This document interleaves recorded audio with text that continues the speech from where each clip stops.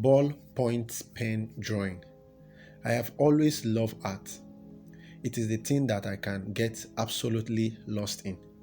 During my early stages of art, I am amazed by those who create such lifelike images with pen or pencil. There are several amazing ballpoint pen artists out there with incredible photorealism work. I have anticipated one day I will create something like that with a ballpoint pen. So one day I set out to find out I could. I wanted the final project to look like a photograph. I also challenged myself to do this without having messed up the shading with overflowing ink, because it will be close to impossible to erase any mistake. I have hoped to share some of these tricks and tips that I have learned to be able to do something like this. Materials: I use a Winsor and Newton cartridge paper, mechanical pencil, ballpoint pen, black and blue for this drawing. Nothing fancy though. Haven't sourced my reference online for this work. I always like to have a contrast, light, shade, shadow represented in my drawing. This will make the portrait pop. All that says, I didn't set up a specific grid on my paper or the image. I have always created all my drawing sketches in freehand.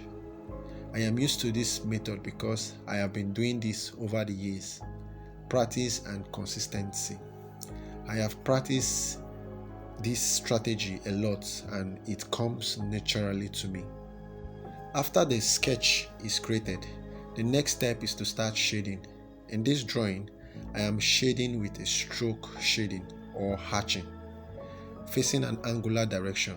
This technique of shading I started to explore recently and found resonance with.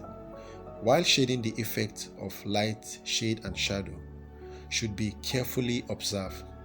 This is what brings or gives life to your drawing. It makes the surface look or appear solid and gives it 3D effect on a plane.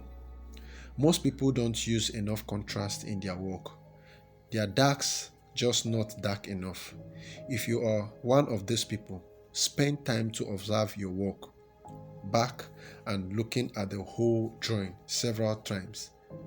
Shapes, shade and proportion.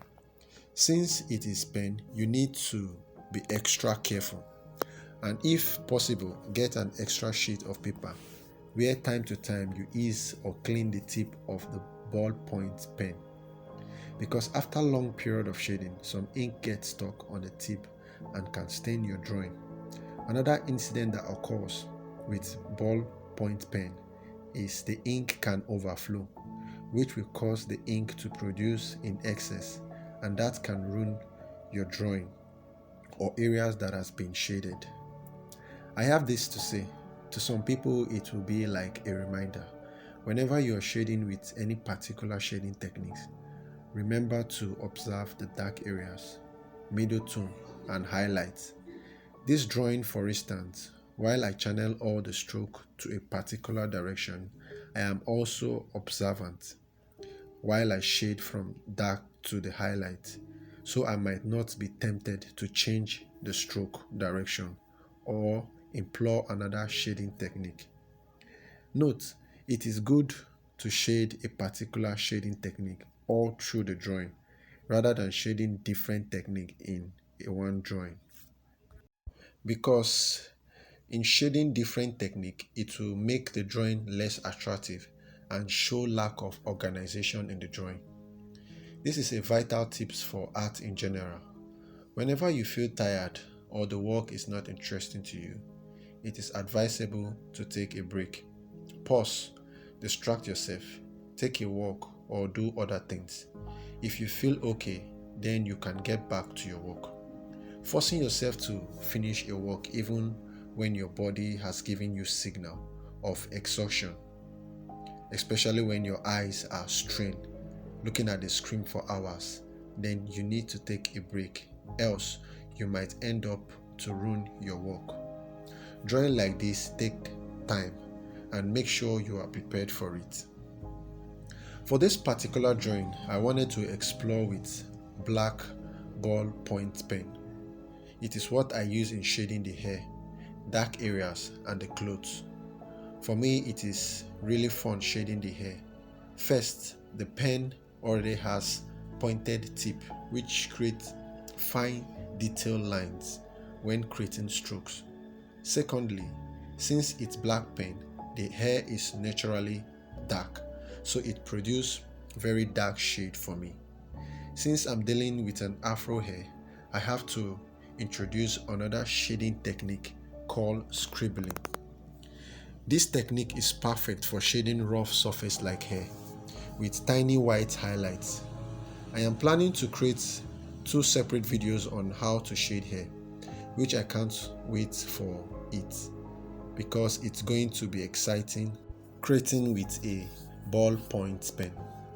Shading the face and shading the fabric have similar approach, but the fabrics I decide to shade along the pattern of the clothes, switching to vertical or curved strokes while I maintain the tonal gradation of the clothes, how light falls on the fabric. This is fun and challenging project that tested the things I learned through the years. It turned out pretty well. I have hope some of these tips, processes I shared can help you try out as well. Another important tips I would love to share while shading is to avoid over pressuring your pen. Do not apply much pressure on your paper while shading. To build tones, you shade gradually, layer by layer. You keep building your tones to the desired result. So this approach will actually make your shading and the effect of light and shade to be strong and have values. If you have watched to this point, I would say a very big thank you for staying with me through the end of this video. So I believe you have learned something or you're being inspired. I would love you to share some of your experiences with ballpoint pen in the comment section. And if this is your first time, you're scared of using a ball pen, I would challenge you to do that. Try something new, explore your art, try different mediums, try different materials, and wait for the result. Thanks guys. Make sure you like and share this video.